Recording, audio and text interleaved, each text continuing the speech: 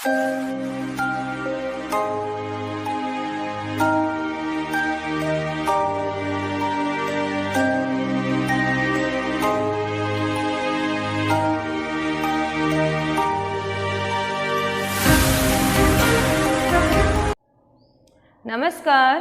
मैं संतोष चौधरी एवीएम की online classes में। तो आज अपन बात कर रहे हैं 10th क्लास की। तो 10th क्लास कैसे हो सभी? घर बैठे सब ऑनलाइन क्लासें कंटिन्यू ले रहे हो? तो कंटिन्यू क्लासें ले रहे हो तो अपने 2 चैप्टर कंप्लीट हो गए हैं। ग्रामर पोर्शन हम बार बार वही क्लास वाली बात यहाँ कह रहे हैं कि अपन को कंटिन्यू दोहरान करते रहना है। दोहरान करेंगे तभी कोई चीज़ ठीक प्रकार से अपन को आएगी। आज अपना चैप्टर चल रहा था, लास्ट वीडियो में अपन ने सेनापति पढ़ाया था। सेनापति मैंने आपको बताया था एक प्रकृति प्रेमी कवि है जिन्होंने ऋतु वर्णन में प्रकृति का बड़ा ही सूक्ष्म और सुंदर चित्रण अपने सम्मुख प्रस्तुत किया है।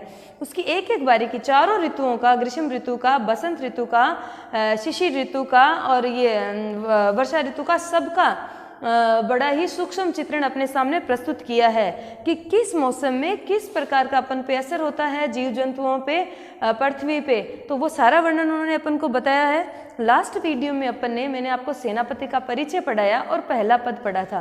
तो एक बार मैं आपको पहला पद एक बार दोहरान कर देती हूँ कि पहले पद में जब बसंत ऋतु का आगमन होता है तो सेनापति जी कहते हैं कि ऐसा लग रहा है कि ऋतुराज स्वयं आ गए हैं, एक राजा की भांति। कि बसंत ऋतु के आते ही चारों तरफ क्या है, हरियाली छा गई है, सभी वृक्षों पे क्या है, फूल खिलने लग गए हैं। तो सारा वातावरण बड़ा ही सुहावना हो गया है और ऐसा प्रतीत हो रहा है कि जिस प्रकार एक राजा किसी राज्य पे विजय प्राप्त करके अपने राज्य में प्रवेश करता है अपनी चारों सेनाओं के साथ, तो बड़ा ही बहुत अच्छा वातावरण रहता है, खुशहाल वातावरण रहता है, चारों तरफ ढोल नगाड़े बजते हैं। उसी भांति जब बसंत ऋतु आ गई है तो ऐसा प्रतीत हो रहा है कि ऋतुराज स्वयं आ गए हैं और चारों तरफ हरियाली ही हरियाली छा गई है। और उनका ये कहना है कि बसंत ऋतु आते ही चारों तरफ क्या है, ये तोते और कोयल उसका क्या है, स्तुतिगान, उसकी स्तुतिगान करने लगते हैं। कि जिस प्रकार राजा विजय प्राप्त करके आते हैं तो वहाँ के जो चारण भाट है तो क्या करते हैं, उनकी यशोगाथाएं गाते हैं,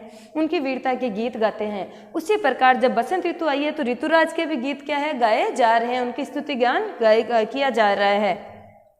फिर वो ये कहते हैं कि कोयल और तोते तो उनका स्तुति ज्ञान करते हैं और जिस प्रकार राजा के गुणों को ग्रहण करके उनका बखान किया जाता है उसी प्रकार भंवरे भी क्या है, बसंत ऋतु के गुणों को ग्रहण करके उसका गुंजार कर रहे हैं। और ऐसा प्रतीत जो अपनी कहावत है सोने पे सुहागा, वो भी चरितार्थ हो गई है कि चारों तरफ हरियाली छा गई है, मधुर क्या है, ये जीव जंतुओं की किलकिलाहट हो रही है। तो इतना सुंदर वातावरण हो गया है। यहाँ सेनापति जी ने बसंत ऋतु का अपन को बताया था। आज अपन दूसरा पद पढ़ेंगे। दूसरे पद की विशेषता मैं आपको बता देती हूँ कि दूसरे पद में सेनापति जी ने ग्रीष्म ऋतु और वर्षा ऋतु दोनों का वर्णन किया है। तो अपन हर शब्द का 2 अर्थ निकलेंगे। यहाँ श्लेष अलंकार है। सर्वप्रथम अपन क्या करेंगे, ग्रीष्म ऋतु का वर्णन करेंगे और बाद में वर्षा ऋतु का। कि उनका ये कहना है कि मैंने अपनी कविता रचना को अपने चमत्कार से, अपने विशेषता से ऐसे उसको ग्रीष्म ऋतु को वर्षा ऋतु में परिवर्तन कर दिया है और वर्षा ऋतु का ग्रीष्म ऋतु में परिवर्तन कर दिया है। इस प्रकार उन्होंने वर्णित किया है इसमें। तो सर्वप्रथम मैं आपको शब्दार्थ बताऊंगी। इस पद में ठीक प्रकार से शब्दार्थ पढ़ेंगे। हर शब्द के 2 अर्थ निकलेंगे, दोनों अर्थ अपन को ध्यान में होंगे तभी अपनी व्याख्या अच्छे प्रकार से हो पाएगी।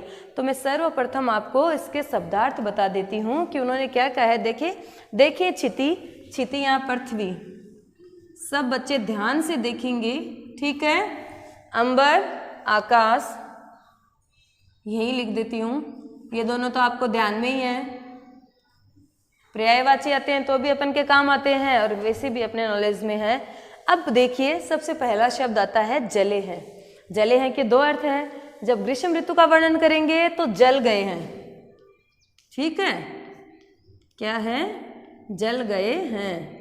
और वर्षा ऋतु का वर्णन करेंगे, अर्थ करेंगे तो जल से मतलब है पानी, जल का मतलब निकलेगा जल, ठीक है। चारी ओर छोर, चारों दिशाओं में, ठीक है। कि पृथ्वी से लेके आकाश तक एक सा वातावरण। जब ग्रीष्म ऋतु रहेगी तो चारों तरफ क्या है भाई, तापमान प्रचंड ताप फैल जाएगा और वर्षा ऋतु रहेगी तो चारों तरफ क्या है, जल ही जल फैल जाएगा। तो चारों दिशाओं में,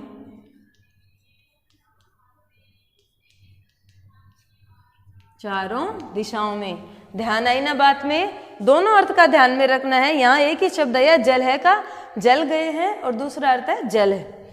अब देखो तीन तीन यहाँ पहले का अर्थ पहले करेंगे इसके या उसके कारण, और दूसरा अर्थ होगा घास से। ठीक है, जब वर्षा ऋतु होगी, हरियाली छाएगी, तो चारों तरफ क्या है? तीन के अर्थात घास भी फैल जाएगा। तरबर यहाँ वृक्ष है, दोनों ऋतुओं में यहाँ वृक्ष की बात हो रही है। सभी को रूप हर्यो, हर्यो मतलब हर लेना या सुखा देना। ठीक है, बात आई ना ध्यान में? ग्रीष्म ऋतु में पहला हर्यो का अर्थ क्या निकला? हर लेना, सुखा देना। और जब वर्षा ऋतु का करेंगे तो इसका अर्थ आएगा हरा हो जाना, हरा भरा होना। ठीक है, हरियाली छा जाना। फिर देखो अगली पंक्ति में है महाजर। क्या है? महाजर। ग्रीष्म ऋतु में महाजर का अर्थ आएगा पतझड़ से। ध्यान रहेगा ना सबके? और वर्षा ऋतु का अर्थ करेंगे तो इसका दूसरा शब्द, इसका अर्थ क्या होगा? वर्षा की झड़ी लगना, वर्षा की झड़ी लगना, वर्षा की झड़ी से। लाग्य मतलब लगना, ज्योति भादव। ठीक है, अब यहाँ भादव ग्रीष्म ऋतु में इसका दावानल, दावानल का इसका अर्थ हो गया भादव का दावानल अर्थात जंगल की आग। ठीक है ना? मैं यहाँ लिख देती हूँ, ध्यान करना। भादव का अर्थ है दावानल। दावानल आपके लास्ट ईयर आया था 9th क्लास में, ये पर्यायवाची में, कि दावानल क्या है? दावानल का मतलब हो गया जंगल की आग, जंगल की आग। ठीक है, और वर्षा ऋतु का वर्णन करेंगे तो यहाँ भादो के महीने से आएगा, जो श्रावण मास के बाद में आता है। सबके ध्यान में है भादो का महीना। ठीक है, भादव का मास या महीना, ध्यान करना। की होती चले। ठीक है, फिर देखिए जलद पवन तन। ठीक है ना? जलद या ग्रीष्म ऋतु में गर्म हवा से मतलब है गर्म, पवन या हवा है, और वैसे जलद का मतलब क्या हो गया? जल से, बादल से। ठीक है, ठीक है। तन अपने शरीर की बात हो रही है। सेक मतलब तपा देना। ठीक है, मानो पर्यो है। ठीक है, मानो ऐसा। अब दारुण, दारुण का मतलब होता है कष्टदायक। ध्यान करना, दारुण का मतलब है कष्टदायक। ठीक है, और दूसरा अर्थ इसका होगा काठ की बनी हुई, काठ, लकड़ी जो होती है। ठीक है, अब क्या है? तरनी। तरनी का अर्थ क्या है? जब ग्रीष्म ऋतु का वर्णन करेंगे तो इसका अर्थ होगा सूर्य। ध्यान आया सबके? ठीक प्रकार से दिख रहे हैं ना? सूर्य। और जब वर्षा ऋतु का अर्थ करेंगे तो तरनी का मतलब होगा नाव। दोनों अर्थ ध्यान में आए? तरे नदी, प्रेरणा। ठीक है, सुख पावे सब, कि सुख का अनुभव सब करे। अर्थ मैं आपको बाद में बताऊंगी। सिरी, सिरी का अर्थ यहाँ है ठंड से। ठीक है, घन छाए। अब घन छाया का ग्रीष्म ऋतु में तो आ गई पेड़ों की छाया, पेड़ों की छांव, और वर्षा ऋतु में होगी बादलों की घटाएं या बादलों की छाया, बादलों की छाया। जब चारों तरफ बादल घिर जाएंगे तो सूर्य दिखाई नहीं देगा, तो चारों तरफ क्या है? बादलों की छाया ही छाया रहेगी, घटाएं छा जाएगी। चाही बोई मतलब चाहना। चित यहाँ मन है धर्यो। ठीक है, देखो चतुराई सेनापति कविताई की जू। ठीक है, इसका अर्थ मैं आपको बाद में बताऊंगी। ग्रीष्म विषम वर्षा की सम करियो, की एक समान करना। अब अपन सर्वप्रथम क्या करेंगे? ग्रीष्म ऋतु का अर्थ करेंगे। शब्दार्थ बिल्कुल ध्यान में रखेंगे, वरना अर्थ नहीं आएगा। अगर अपन के व्याख्या भी आती है तो अपन वैसे ही बनाएंगे। संदर्भ लिखने के बाद में पहले ग्रीष्म ऋतु डालेंगे, फिर इन पंक्तियों का ग्रीष्म ऋतु में अर्थ करेंगे और फिर वर्षा ऋतु डालेंगे और उसका अर्थ करेंगे। अब देखिए अपन इसका अर्थ करते हैं। तो सर्वप्रथम मैंने आपको शब्दार्थ बताए दिए हैं। देखे छिति अंबर जले हैं चारी ओर छोर। अपन किस ऋतु का वर्णन कर रहे हैं? ग्रीष्म ऋतु का। तो देखिए पृथ्वी और आकाश चारों दिशाएं क्या है? ग्रीष्म ऋतु में प्रचंड ताप से जल गई है। चारों तरफ प्रचंड ताप क्या है? फैला हुआ है। बात आई ना ध्यान में सबके? फिर देखिए तीन तरबर सब ही को रूप हर्यो। ठीक है ना? तीन यहाँ इस ग्रीष्म ऋतु में इसका मतलब लेंगे इसके या उसके कारण। तरबर क्या है? वृक्ष।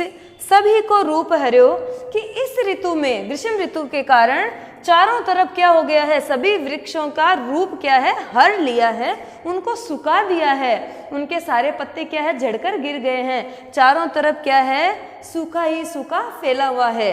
फिर देखिए महाजर लागे ज्योति भादव की होती चले। महाजरियां क्या है? पतझड़। ग्रीष्म ऋतु में इसका अर्थ क्या है? पतझड़। लागे ज्योति भादव क्या है? दावानल, जंगल की आग की होती चले। कि ग्रीष्म ऋतु में जब जंगल की ओर मुख करते हैं, चारों तरफ देखते हैं तो पतझड़ लगी, सारे पत्ते जड़ गए हैं। और इस ग्रीष्म ऋतु में प्रचंड ताप से ऐसे लग रहा है कि संपूर्ण जंगल में दावानल की होती चले कि जंगल में क्या है? आग लग गई है। इतनी भीषण गर्मी है। फिर देखिए जलद पवन तन सेक मानो परियो। यहाँ जलद का है गर्म। ठीक है? पवन क्या होगी? ये हवा। कि गर्म वायु से, गर्म हवा से तन अपना शरीर की बात हो रही है। सेक मानो परियो की अपने शरीर को क्या है? तपा दिया है। सेक करना सब जानते हैं ना कि इस ग्रीष्म ऋतु में इतनी गर्म हवाएं चल रही है, लू चल रही है, जिससे अपने शरीर को क्या है? तपा दिया है। फिर देखो दारुण यहाँ क्या है? कष्टदायक। ग्रीष्म ऋतु में इसका अर्थ क्या लेंगे? कष्टदायक। तरनी तो तरे नदी सुख पावे सब। कि इस कष्टदायक ग्रीष्म ऋतु में सब इस गर्मी से बचने के लिए, इस सूर्य की, तरनिया क्या है? सूर्य की भीषण गर्मी से, सूर्य के भीषण ताप से बचने के लिए सब नदी के जल से सुख का अनुभव करना चाहते हैं। कि सब नदी का ठंडा शीतल जल ग्रहण करके स्वयं को क्या है? सुख का अनुभव कराना चाहते हैं। बात आई ध्यान में? फिर क्या कहते हैं? श्री ठंड है, घन छा है पेड़ों की छाओं में, चाही बोई चाहते हैं चित धर्यो। चित या मन है कि संसार के सभी मनुष्यों का मन क्या चाहता है? कि इस भीषण गर्मी में सब पेड़ों की छांव में बैठकर ठंड का अनुभव करना चाहते हैं, ठंड ग्रहण करना चाहते हैं, भीषण ताप से बचने के लिए। बात आई ना ध्यान में? देखो चतुराई सेनापति कविताई की जो। अब सेनापति जी क्या कह रहे हैं कि सभी मेरी कविता रचना की चतुराई को देखिए, मेरी विशेषता को देखिए। ग्रीष्म ऋतु विषम वर्षा की सम करियो। सम मतलब सम्मान। ठीक है? कि मैंने अपनी चतुराई से अपनी कविता को ग्रीष्म ऋतु को क्या कर दिया है? वर्षा ऋतु में वर्णित कर दिया है। बात आई ना ध्यान में? कि जिस प्रकार हम वर्षा ऋतु का वर्णन करते हैं, उसी प्रकार मैंने अपनी चतुराई को भीषण गर्मी की जो ग्रीष्म ऋतु थी उसका भी क्या ठीक प्रकार से उसको वर्णित कर दिया है। बात आई ध्यान में? अपन ने किसका वर्णन किया है? सर्वप्रथम ग्रीष्म ऋतु का वर्णन किया है, जिसमें ये वो कहा गया है कि आकाश से लेके, पृथ्वी से लेके आकाश तक, क्षिति से लेके अंबर तक चारों दिशाओं में भीषण ताप ही क्या है? फैला हुआ है, प्रचंड ताप है। किस कारण? ऋतु कौन सी चल रही है? ग्रीष्म ऋतु। तीन तरबर सब की रूप हर्यो। कि इस कारण से सारे वृक्ष क्या है? उनकी हरियाली को ग्रीष्म ऋतु ने क्या है? सुखा दिया है, हर लिया है। महाजर लागे ज्योति भादव की होती चले। कि इस पतझड़ के मौसम में सभी पेड़ पौधे क्या है? पत्ते रहित हो गए हैं और ऐसा प्रतीत हो रहा है कि सारे जंगल में क्या है? आग लग गई है भीषण ताप की वजह से। जलद पवन तन सेक मानो पर्यो। जलद यहाँ क्या है? गर्म हवा से लिया गया है। कि इस गर्म हवा के कारण सभी मनुष्य के शरीर को क्या है? तपा दिया है। फिर देखो दारुण तरनी तरह की इस कष्टदायक, इस भीषण गर्मी में सूर्य की गर्मी से बचने के लिए नदी सुख पावे सब। की सब के सब नदी के ठंडे जल से अपने मन को क्या है? शीतलता प्रदान करना चाहते हैं। सीरी गन छाहे चाही बोई चित धर्यो। सबका मन क्या चाहता है इस भीषण गर्मी में कि पेड़ों की ठंडी घनी छांव में बैठकर सब सुख का अनुभव करना चाहते हैं। देखो चतुराई सेनापति कविताई की जू। सेनापति जी कहते हैं कि मेरी कविता रचना की चतुराई देखो, विशेषता देखो कि मैंने ग्रीष्म ऋतु को भी क्या है वर्षा ऋतु की भांति वर्णित कर दिया है। बात आई ध्यान में, अपने पद का अर्थ किया है किस ऋतु में, ग्रीष्म ऋतु में। अब अपन दूसरा क्या देखेंगे, वर्षा ऋतु में अर्थ देखेंगे। मैंने दो अर्थ लिखा है ना आपको। अब देखिए, देखे छिति अंबर जले हैं चारी ओर छोर। चारों दिशाओं में जले हैं का मतलब क्या है, जल। कि जब वर्षा ऋतु आ गई है तो चारों दिशाओं में क्या है, जल ही जल फैल गया है। बात आई ना ध्यान में कि जब वर्षा ऋतु भयंकर वर्षा हो रही है तो पूरे संसार में, पूरा संसार, पूरी पृथ्वी क्या हो गई है, जलमग्न हो गई है। फिर देखो, तीन तरबर सब ही को रूप हर्यो। ठीक है, तरबर वृक्ष है घास कि सब जगह क्या है, हरा घास फैल गया है तरबर सबकी, और सभी वृक्षों पे हरियाली वापस क्या है, छा गई है। सब संपूर्ण पृथ्वी को उसने हरा भरा कर दिया है। और बहुत ज्यादा वर्षा होने के कारण क्या है, पेड़ पौधे उखड़ भी गए हैं, जगह उजाड़ भी हो गई है। महाजर, महाजर क्या है, वर्षा की झड़ी लग गई है। लागे ज्योति भादव की होती चले। ठीक है, कि चारों तरफ क्या हो गया है, वर्षा की झड़ी लग गई है। किसमें, और ये वर्षा की झड़ी क्या है, भादव के महीने। मैंने इसका भादव का दूसरा अर्थ क्या लगाया था, भादव का मास, भादव का जो महीना है, कि इसमें भादव के महीने तक तो सूर्य के दर्शन करना ही असंभव हो जाता है। कि चारों तरफ बादलों की क्या है, घटाएं छाई हुई है, चारों तरफ वर्षा ही वर्षा, जल ही जल हो गया है। फिर देखो, जलद पवन तन सेक मानो परियो।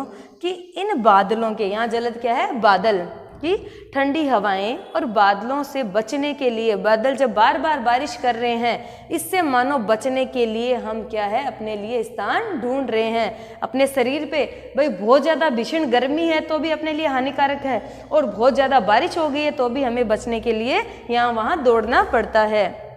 दारुण क्या बताया था, काठ। ठीक है ना, पहले ग्रीष्म ऋतु में क्या था, कष्टदायक। दारुण तरनी तरे, तरनिया क्या है, नाव। कि काठ की लकड़ी की बनी हुई नाव में नदी सुख पावे। कि वर्षा ऋतु में चारों तरफ जल ही जल फैल गया है, तो हम काठ से बनी हुई नाव से क्या है, नदी पार करना चाह रहे हैं, नदी पार करके सुख का अनुभव कर रहे हैं। ऐसे तो यहाँ वहाँ के मार्ग पार करना अपने लिए क्या हो गया है, असंभव हो गया है। क्यों हो गया, कि चारों तरफ क्या है, जल ही जल फैल गया है। तो हम काठ, दारुण या काठ से बनी हुई नाव में क्या है, नदी पार कर रहे हैं। सीरी घन छाए चाहे भी चित धर्यो। और चारों तरफ क्या है, घन छाए, बादलों की छाया। सीरी मतलब ठंड की, वर्षा ऋतु में चारों तरफ क्या है, ठंड ही ठंड हो गई है, घने बादल छाए हुए हैं। उनकी बादलों की छायाओं में सब क्या है, विचरण कर रहे हैं। चारों सब के सब मनुष्य किसके नीचे, जीव जंतु प्राणी सभी बादलों की छाओं के नीचे बैठे हैं। देखो चतुराई सेनापति कविताई की जूं। ग्रीष्म विषम वर्षा की सम करो। वापस वही बात आ गई, सेनापति जी कह रहे हैं कि मेरी कविता रचना की चतुराई देखिए, मैंने वर्षा ऋतु को ग्रीष्म ऋतु के समान ही वर्णित कर दिया है। बात आई ना सबके ध्यान में। मैंने आपको बताया कि आज अपन ने सेनापति के ऋतु वर्णन का दूसरा पद लिया है, और इस दूसरे पद में पहले ग्रीष्म ऋतु का और बाद में वर्षा ऋतु का उन्होंने वर्णन किया है। दोनों ऋतुओं के बारे में अपन को सूक्ष्म रूप से बताया गया है कि कैसा मनुष्य, प्राणियों पे, जीव जंतुओं पे उसका असर होता है। तो ग्रीष्म ऋतु में मैंने हर शब्द के आपको सबसे पहले दोनों के शब्दार्थ बताए हैं। तो इस पद में शब्दार्थ तो अपन को सभी सारे पद के पढ़ने हैं, वरना व्याख्या करना थोड़ा कठिन होता है। लेकिन इस पद में विशेष तौर से पहले दोनों शब्दार्थ देंगे। जब ग्रीष्म ऋतु का अर्थ करेंगे तो इसका अर्थ क्या निकलेगा, सलय से अलंकार है, अर्थ परिवर्तन होते रहेंगे। और वर्षा ऋतु का वर्णन करेंगे तो उसका अर्थ क्या निकलेगा, ये अपन को ध्यान में होना चाहिए। तो देखिए, छिति अंबर जले चारी ओर छोर है। फिर देखिए, तीन तरबर सब की हो रूप हर्यो। महाजर लागे ज्योति भादव की होती चले। जलद पवन तन सेक मानो पर्यो। दारुण तरनी तरे नदी सुख पावे सब। सीरी गन छाह चाही बाई चित धर्यो है। देखो चतुराई सेनापति कविताई की जू। ग्रीष्म विषम वर्षा की सम कर्यो। इसका क्वेश्चन भी बनता है कि सेनापति के जो ग्रीष्म और वर्षा ऋतु के पद का अर्थ कीजिए, भाई उसका सारांश लिखिए। तो आप अगर ग्रीष्म ऋतु का लिखते हो तो कैसे लिखोगे, सीधा आएगा कि जब ग्रीष्म ऋतु आ गई है तो पृथ्वी से लेके आकाश तक चारों दिशाओं में प्रचंड क्या है, ताप फैल गया है। और उस प्रचंड ताप के कारण क्या है, पेड़ पौधे भी सूख गए हैं, उसकी हरियाली को भी हर लिया गया है। उसके बाद में उन्होंने कहा है कि चारों तरफ पतझड़ ही पतझड़ है और ऐसा भीषण तपती के कारण ऐसा लग रहा है कि जंगल में क्या है, आग लग गई है और गर्म हवाओं से सबके शरीर क्या है, तपने लग गए हैं। दारुण तरनी तरे और सब प्राणी, सब जीव जंतु क्या करना चाहते हैं, नदी के ठंडे जल का सेवन करके स्वयं को सुख का अनुभव कराना चाहते हैं। सिरी घनछांव और सब के सब पेड़ों की ठंडी छांव में बैठकर विश्राम करना चाहते हैं, ऐसा सबका मन चाहता है। फिर ठीक है, ठीक उसी प्रकार वर्षा ऋतु का वर्णन किया। तो वर्षा ऋतु में उन्होंने क्या है कि पृथ्वी से लेकर आकाश तक क्या है, चारों तरफ ठंडी ठंड हो गई है, चारों तरफ क्या हो गया, जल ही जल फैल गया है। और उस जल के कारण क्या हो गया, सभी वृक्ष, संपूर्ण पृथ्वी हरी भरी हो गई है। महाजर लागे ज्योति भादव की और क्या है, वर्षा की झड़ी लग गई है। और अब तो भाद्रपद तक क्या है, सूर्य के दर्शन करना ही असंभव हो गया है कि क्योंकि चारों तरफ बादलों की घटाएं छाई रहेगी तो सूर्य के दर्शन तो बाद में ही संभव रहेगा। जलद पवन तन सेक मानो कि इस भीषण वर्षा से बचने के लिए सब अपने क्या है, यहाँ वहाँ प्रयास कर रहे हैं कि हम सुरक्षित जगह पहुँच जाए। दारुण तरे नदी सुख पावे सब, और सभी काठ से बनी हुई नाव में नदी पार कर रहे हैं। और बादलों की क्या है, घटाओं के नीचे बादलों की छांव में सब क्या है, विचरण कर रहे हैं। देखो चतुराई सेनापति कविताएं की जो ग्रीष्म विषम की सेनापति कह रहे हैं कि मेरी कविता रचना की चतुराई देखो कि मैंने ग्रीष्म ऋतु को वर्षा ऋतु में वर्णित किया है और वर्षा ऋतु को ग्रीष्म ऋतु में वर्णित कर दिया है। तो मैं समझती हूँ आज का पद सबको ठीक प्रकार से समझ में आ गया है। जितना ऐसे डिफिकल्ट लग रहा था उतना है नहीं, इंटरेस्टिंग भी है कि अपन एक साथ दो ऋतुओं का कंपेयर करके इसका अर्थ कर रहे हैं। शब्दार्थ अपन के ध्यान में रहेंगे तो अपन को बहुत अच्छे से इसका अर्थ करेंगे। धन्यवाद।